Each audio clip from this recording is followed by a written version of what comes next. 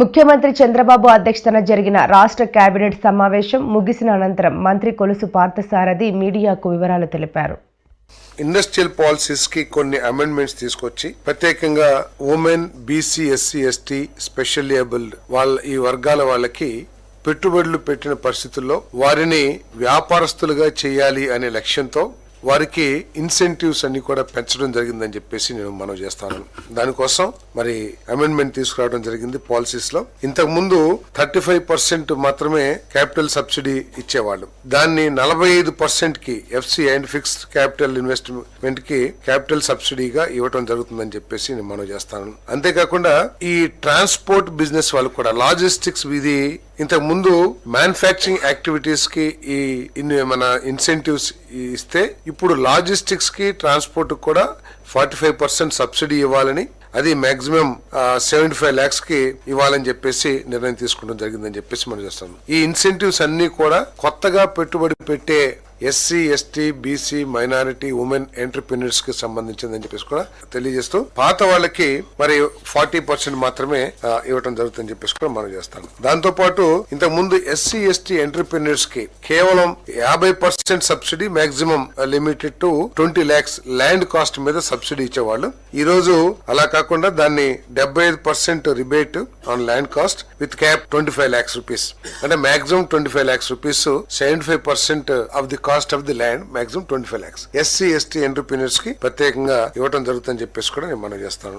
Water resources department వారు ఒక cabinet ముందుకు ప్రతిపాదన తీసుకురావడం జరిగింది. ఏమిటంటే గత ప్రభుత్వం 2014-19 సమయంలో చంద్రబాబు నాయుడు గారు ముఖ్యమంత్రిగా ఉన్నప్పుడు చెరువుల్ని అభివృద్ధి చేయడానికి, వాటర్ హోల్డింగ్ కెపాసిటీని పెంచడానికి కానివ్వండి, లేదు గ్రౌండ్ వాటర్ పెంచడానికి కానివ్వండి, నీరు చెట్టు కింద కొన్ని వేల కోట్ల రూపాయల ఖర్చుతో కొన్ని వేల పనులు చేయడం జరిగిందని చెప్పేసి మనం చేస్తా ఉన్నాను. మరి తర్వాత వచ్చిన ప్రభుత్వం రాజకీయ కక్షతో, రాజకీయ దురుద్దేశంతో చేసిన వాళ్ళందరూ కేవలం తెలుగుదేశం పార్టీ కార్యకర్తలనే అపోహతో ఆ కాంట్రాక్టర్లకి బిల్లులు చెల్లించుకోకుండా ఆ కాంట్రాక్టర్ల మీద విజిలెంట్ అండ్ ఎన్ఫోర్స్మెంట్ కేసులు పెట్టి వాళ్ళని వేధించిన విషయం అందరికి తెలిసిందే. చాలా మంది కాంట్రాక్టర్లు కూడా ఈ వేదనతో మరణించడం కూడా జరిగిందని చెప్పేసి మనం చేస్తాను. ఈ విజిలెన్స్ అండ్ ఎన్ఫోర్స్మెంట్ ఎంక్వైరీ పేరు మీద చాలా మందికి పేమెంట్లు ఇవ్వకోకుండా ఇబ్బంది పెట్టిన పరిస్థితుల్లో మరి ఈ రోజు మంత్రి మండలి ముందుకి ఒక ప్రతిపాదన తీసుకురావడం జరిగింది. వాటర్ రిసోర్సెస్ డిపార్ట్మెంట్ మొత్తం ఒక 50.56 కోట్ల రూపాయలు డిఫరెంట్ పేమెంట్స్, అంటే విలేజ్ అండ్ ఎన్ఫోర్స్మెంట్ ఎంక్వైరీ మూలంగా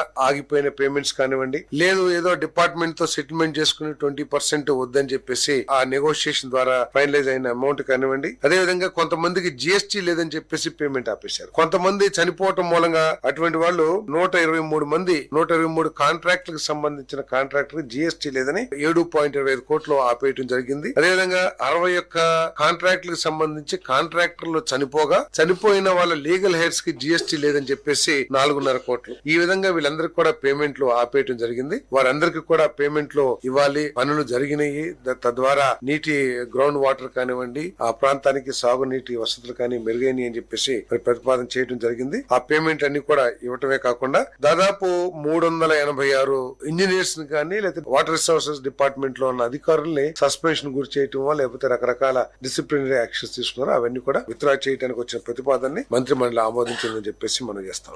పోలవరం ప్రాజెక్టు కి సంబంధించి R&R వర్క్స్ ఏదైతే ఉన్నాయో దాదాపు 13,938 ఇళ్లని 50 కాలనీస్ లో డెవలప్ చేయడానికి Panchayati Raj department, R&B department, housing department వారు టేకప్ చేసిన విషయం తెలిసిందే. ఇంకా చాలా ఇల్లు, దాదాపు 3-4 వేల ఇల్లు ఇంకా కట్టాల్సిన అవసరం ఉంది. ఎందుకంటే గత ప్రభుత్వం దీని మీద పూర్తిగా నిర్లక్ష్యం వహించి వాటిని పూర్తి చేయకోకుండా కొన్ని వేల కోట్ల పెట్టుబడిని కూడా, ప్రభుత్వ సొమ్మును కూడా నిరుపయోగంగా అయిపోయినా కూడా బాధ్యతారహితంగా ప్రవర్తించిన విషయం అందరికి తెలిసిందే. ప్రస్తుతం పోలవరం ప్రాజెక్ట్ ని త్వరితగతిన 2027కి పూర్తి చేయాలనే లక్ష్యంతో పనిచేస్తున్న ఈ ప్రభుత్వం మరి ఆ ప్రాజెక్ట్ మూలంగా నిరాశలయ్యే వాళ్ళందరికీ కూడా R&R ప్యాకేజీ ఇవ్వాల్సిన బాధ్యత ఉంది. కాబట్టి ఆ ఇళ్లను పూర్తి చేయాల్సిన అవసరం ఏర్పడుతుంది. ఇప్పుడు ఆ ఇళ్లని అదే కాంట్రాక్టర్లతో చేపించుకుని ప్రైజ్ ఎస్కలేషన్ ఇచ్చి చేపించినా, లేదు ఫ్రెష్ టెండర్ పిలిచి కొత్తగా ఇచ్చినా కూడా పెద్ద డిఫరెన్స్ ఏం లేకపోవడం మూలంగా వీటన్నిటిని కూడా క్యాన్సిల్ చేసి మళ్ళీ కొత్తగా టెండర్స్ పిలిచి త్వరితగతిన వాటిని పూర్తి చేయాలని చెప్పేసి, అంతేకాకుండా